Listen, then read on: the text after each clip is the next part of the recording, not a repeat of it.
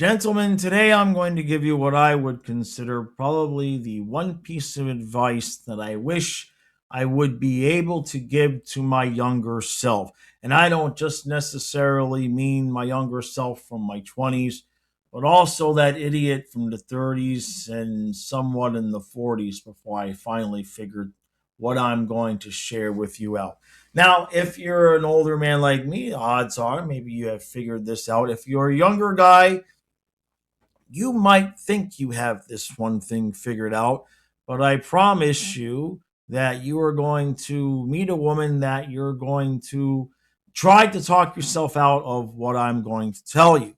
Now, if you've ever met a man my age who seems to have lost their zest for life, their resiliency, maybe they get overwhelmed really, really easy by just what would normally seem to be just mild to moderate um, bumps in the road during your day. Or maybe you yourself have noticed that, man, I used to be able to handle so many different things coming at me. And now, like one little thing that changes my day, and I just lose my patience, or I just, I just get physically exhausted. Let me tell you what happened. So, for you younger guys, here's how this works. No matter what, no matter what, no matter who, doesn't matter if you're Chad, doesn't matter if you're a 10, 9, or a 2, does not matter. Your status, your money, your looks, your age, none doesn't matter. Doesn't matter. You are going to try to convince yourself that it will, but it doesn't. And what is it that doesn't matter? Well, if you meet a woman who is not already happy, you're never going to make her happy. And what I'm getting to is if you meet a woman that has all of her list of things that if I could just move to a different city, I'd be happy. If I just changed different job, I'd be happy.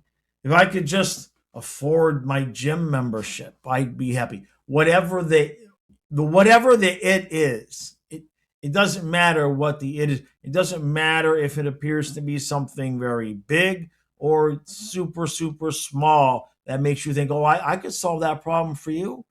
I could fix that situation for you, and then you would be happy.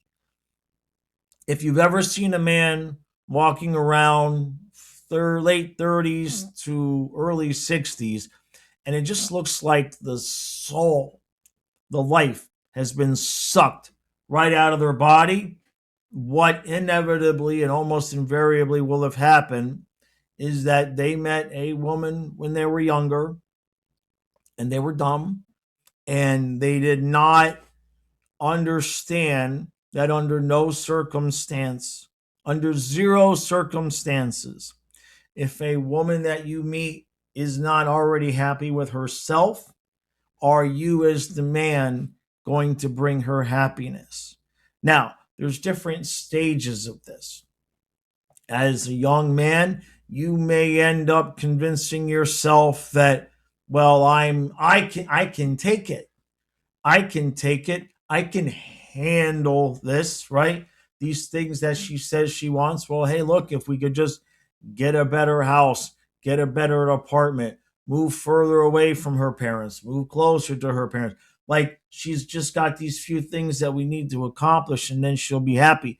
And you are young and you're full of piss and vinegar, and you pride yourself on being able to continuously and constantly rearrange your life and rearrange the circumstances of the relationship, whether it be who's working where and where you guys are living.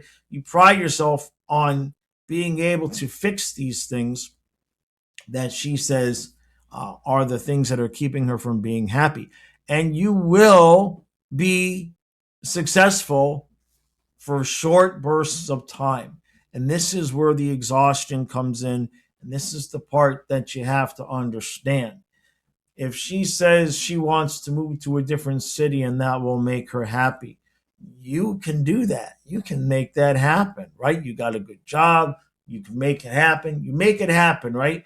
And for a short period of time, you might get 2, 3 months out of it. You might even get 6 months out of it. But then invariably, there will be something else that comes. Real life will hit once the newness of the move is over.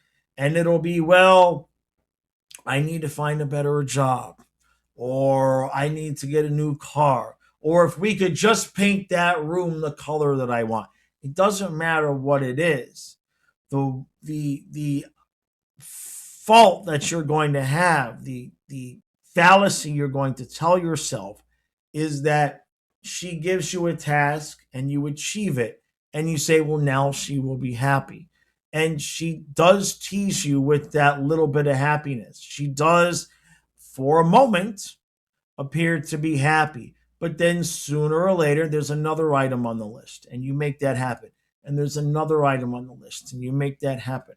And the longer that this goes on, either the things on the list to make her happy get larger or they come at a more rapid speed. And then all of a sudden, maybe you're in your relationship and now you got kids and you've got a bunch of different things that you have to juggle. And all of a sudden, the list of things that you need to do to make her happy, instead of being at this pace, it just starts coming. It just starts hitting you constantly, right? Now, in your mind, you're rewinding all the way back to that period of time, those short bursts of time that she actually is happy after you've accomplished one of her set goals, and you end up forever frozen and stuck chasing that same feeling. But you never quite get there again. You never do quite get there again. Meanwhile, as a man, what you are doing is you're removing your reserves, your reserves of patience, your reserves of ingenuity, all the energy that you're expending and taking care of all these things that are going to make her happy, and you've most likely completely forsaken your own happiness. Now, as men, again, we many times pride ourselves on fixing things. And so, especially if you end up married with kids, you actually end up taking pride in this ability that you have, and in the sense of it doesn't matter what she throws your way, you can handle it. But eventually what does end up happening is that one day you're going to like that. And that's how this happens. It not necessarily will happen gradually over time. One day the request will come and you will just snap out of it and be like, I've been doing this for 17 years. I've been doing this for five, however long it is. Whatever number that is that you have, you will snap out of it. And in that moment, several things are going to happen. Number one, you will no longer be her puppet. You will no longer be jumping every time she says how high, because you will no longer have any belief that she's going to be happy. You see, for the woman can get you to do it for a long enough period of time because your motivation, while you are wanting to make her happy, you still feel like it's a viable accomplishment for you. But then once the realization comes that this is never going to be finished, you're never going to be done with it. The minute that mark has been met, you're done. As a man, you're done. And a lot of times that's what leads to the end of the relationship. Now, how that affects you later on in life, especially if you did it for a long time. I'm not talking about like the 6 month little relationship and you broke up with the girl. I'm talking about you did the whole thing, the wife, the kids, or you were in a relationship at least for a number of years. What you will find is that the next person comes along and the next person comes along. and the next situations in life come along, and you will have completely blown out your resilience. Like an athlete, a running back in the NFL who, after a year 8, just the wheels ain't going anymore, man. I've burnt out, right? The same thing will happen to a man's resilience, and not just his ability to go through issues and problems and to solve them, but his willingness. And the idea will then present to him that it just, you know what, it just don't matter. Let somebody else do it. I don't want to work on that problem. I don't want to solve that problem. And so when you see men who have gone through it, especially divorce, kids, and everything like that, and it just seems as though they've been beaten down, a lot of times it's, I mean, I'm not saying they did it to themselves, but as men, the one thing, even watching this video, if there's just one guy out there at 23 years old, when I say, if she's not already happy, you can't do it. If you have a yeah, but there's just a, no, yeah, but if I, no, no, she's not special. She's not special. You're not any better than any of the other guys that have tried before. It don't matter how much money you have. It doesn't matter if you're Chad, because that's the second part to this. When a woman meets you and immediately is giving you, I would be happy if, I would be happy if, you have to listen to what she's saying. When she's saying, I would be happy, but, well, if what she's telling you is she needs something else to happen for her to be happy, she's telling you that she's not happy right now. And if she's telling you she's not happy right now, then in her mind, she has informed you that she's unhappy. And if she has informed you that she's unhappy, she can then justify bad behavior in her own mind because, well, he knows I'm not happy. He knows I'm not happy. So he shouldn't be surprised that this thing happened or this thing happened. And it doesn't matter how good you are. Doesn't matter how much money you have, how tall, how hot. None of that matters, because if the dynamic has been set that you are responsible for taking the actions that will lead to her happiness, that is a bottomless pit of hell 100% of the time. And what I've seen is guys meet somebody and they think, yeah, but she's different.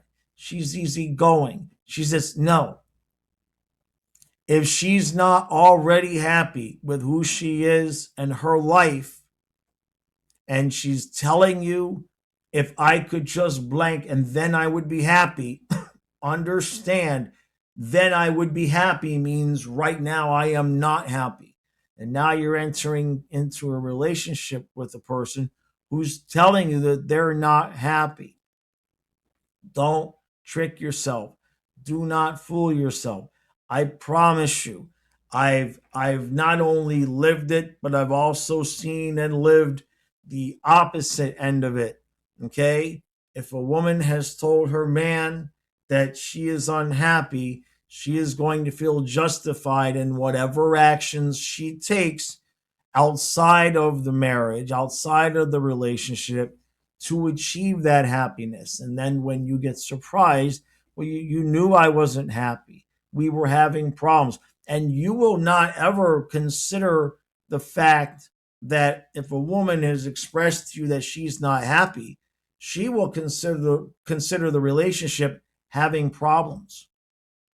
You could be thinking, well, she wants to move to a new city and then she'll be happy. And while you're working on everything that you got to do to make the move, in her mind, you know that she's not happy and there's problems in the relationship. And that's the last parts of this. And I've talked about this before on this channel, where a lot of times men and women will use the same words but have different definitions. And the other part to that is that for men, when we tell you something, we're going to communicate directly, right? I like pizza. I like chocolate. I right. We're going to communicate directly, but many times for women, when they communicate something to you, there is a separate meaning that they are trying to convey to you, but they don't really want to say. They want to leave themselves the freedom to have implied something to you so that they can have the benefit of the bad behavior being excused because they implied already something to you, while at the same time being able to have not gone so far as to need to walk something back should the thing settle itself on its own or should you fix the problem. So a lot of times when a woman communicates something, you have to understand, okay, but what does this really mean? What is she really saying? And the example again is that if she tells you, I would be happy if we moved to a different city, she's telling you she's not happy. And you have to understand that she's then going to act in the relationship as if she's not happy. And you will find that out at some point, even if it's not something where she ends up cheating on you and doing something else. There will be a situation where you'll be having a discussion and she'll talk about, well, last year when we were having problems, and you'll be like, what, why, what problems, right? And she was like, well, I told you I wasn't happy because we were trying to move. And you'll have to double take because she never specifically said she wasn't happy. But for her, she did. For her, she did. So last thing, just to reiterate, guys, if there's just one guy, if I could save you the trouble, I promise you, you're gonna do it anyway. You're gonna do it anyway. But maybe if you watch this video, you won't do it twice. Maybe if you watch this, you won't do it twice. I don't care how hot you are, how much money you got. I don't care what, if she's telling you she needs something to be happy, you can provide the physical thing. Not saying you can't provide it. That's the trap. Because as men, I can make this happen. I can make this. I can do this. I can do this. I can do this. But the illusion is that there's ever going to be that final thing that you do. We moved. We have the nice house. Everything is fine. Now I'm happy. No, that's the thing. You're never going to hear that. Now I'm happy. And that's the thing that motivates the guys, is to get the job done. And eventually, hopefully, doesn't take too long, but eventually you'll come to realize the job, it ain't never done.